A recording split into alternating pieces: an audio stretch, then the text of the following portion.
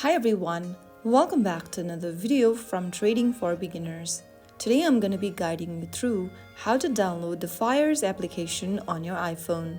To download and install the Fyers app on your iPhone, first of all make sure that your device is connected to a stable internet and then open your App Store.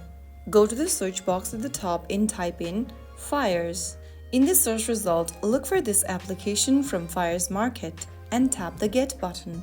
Authenticate with your Face ID or your Touch ID or your Apple ID password, and the download process should begin. Wait for the app to finish downloading and installing on your iPhone, and once it does, tap on Open. Log in using your Fyers credential or create an account if you don't have one, and that's it. You've successfully downloaded the Fyers app on your iPhone. If the video was helpful to you, don't forget to like, share, and subscribe to the channel for more videos. I'll be back in the next one.